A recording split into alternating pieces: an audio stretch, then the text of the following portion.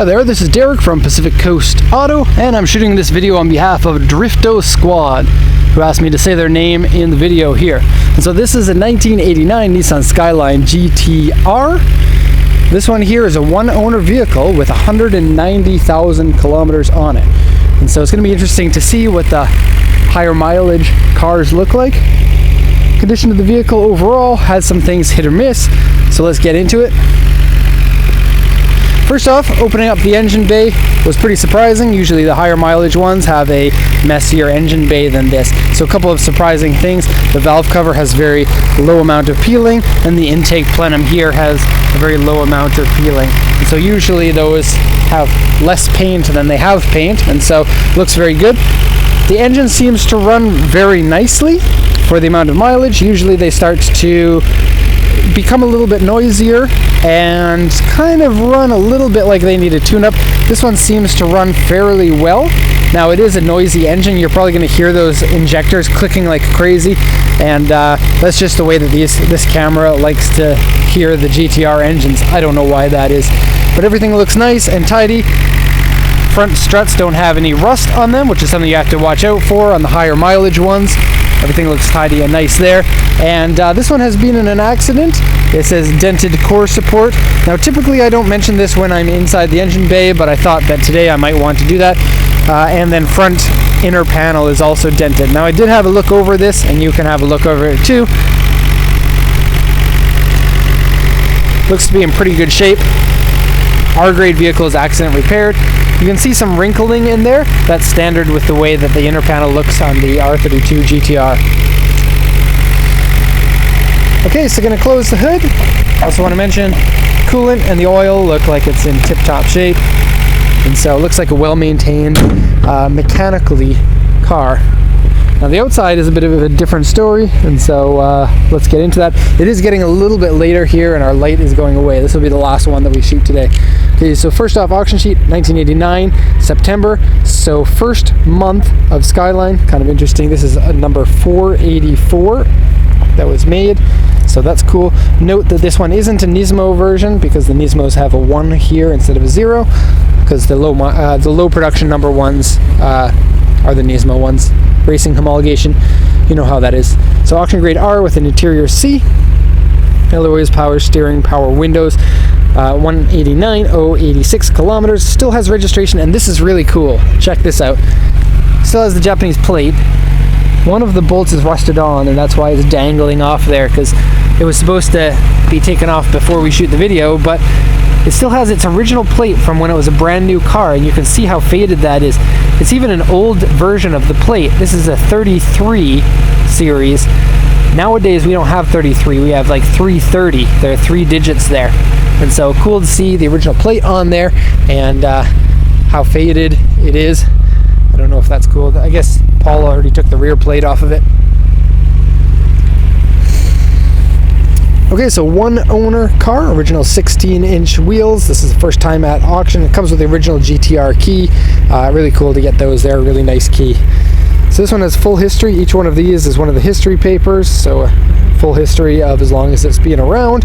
Comes with a wheel lock, owner's manual, warranty papers, front accident, damaged vehicle, and the front accident was core support, right front inner panel dented. Looks very minor as far as accidents go. Probably no more than 10 kilometers an hour, if that. Seat sag and rip. It actually is pretty ripped, more so than most of the GTR seats, and I'll show you what that looks like.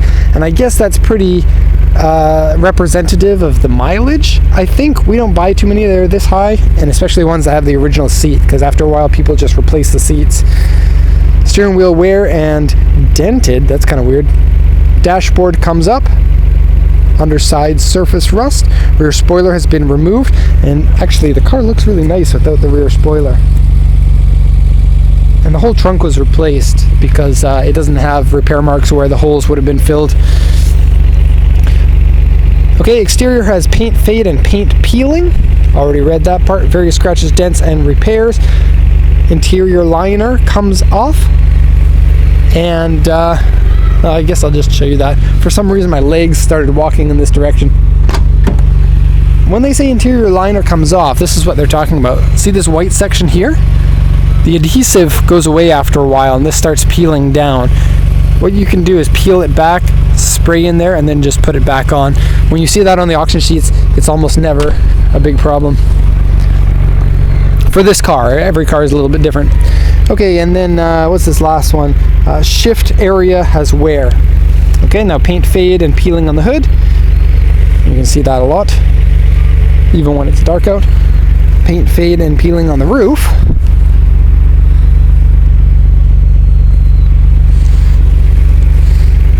Front bumper has scuff. Now look at this, C2 here and here. So that's medium corrosion. W3 is bad paint in the back two fenders. Some clear coat scratches in the back. A2 and W3 on the back bumper. And so W is repainted poorly, and the C2 is the corrosion. Now, interestingly, they missed putting the corrosion here. It's the exact same as it is on the other side, so that is a little bit of a shame. But when it comes to a car that has corrosion on it, you just have to assume that there's going to be corrosion in various places.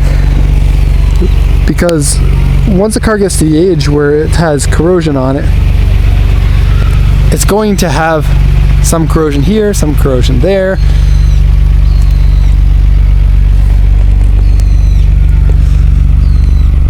Now, I didn't close that door properly, that's why it's a bit ajar there.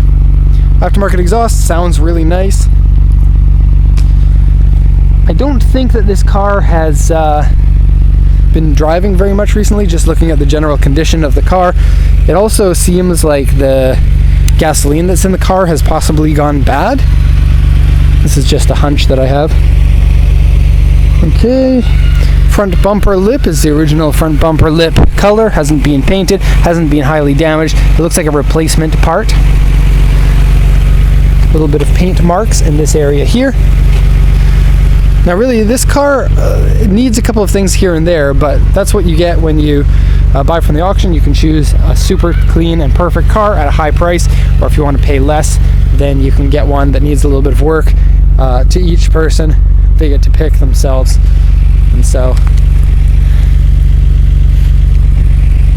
you want to make sure that you get what you're looking for with your car. Now, the corrosion, it did say corrosion here, it is underneath there. It doesn't look that bad in this section here. You won't be able to see because it's too dark, but the pictures of that area were taken earlier when you could see it. There's some corrosion here. You can see it's been covered up with some filler probably a while ago, and then has corroded again since then. Same thing on both sides. Very easy thing for a body shop to repair. And this section here on both sides is not very good paint. See if I can get just a little bit of that. There, you can see it there.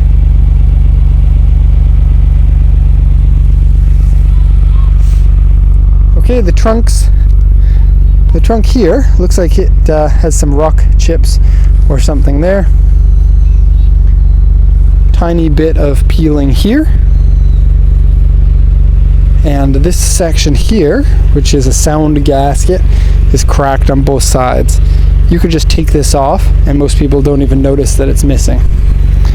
Okay, peeling on the door mirrors on both sides. And we already did shoot an interior video. I'm just going to show you a little bit. I already showed you this door card, so ignore that. Steering wheel looks like it's got a little bit of a lot of wear actually.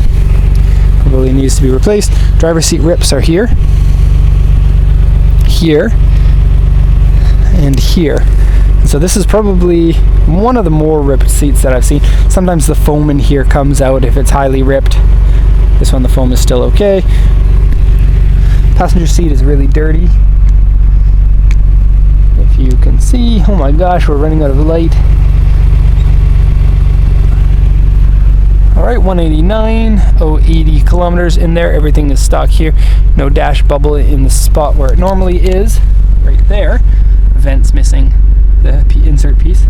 But the dash bubble is up here, which is, I guess, a better place because when you're driving, you can't see it that much. Shift knob needs to be replaced. E-brake lever needs to be replaced. And this one has the super uncommon for the GTR air purifier. So it has the switch there. The air purifier is in the back there. And I've seen it a lot more in the GTS's and less on the GTS-T's, but to find one on a GTR is really uncommon. Okay, so that's going to be the end of the video here. Hope you enjoyed it. Hope you weren't too frustrated by the lack of light on it. Most of the report was shot in full light, and so it's not like we're losing any details here. But that'll be the end of the video here. If you have any questions, post them in the comment section, or you can check out our website. Link to that is in the description. Thanks a lot for watching, and have a good day.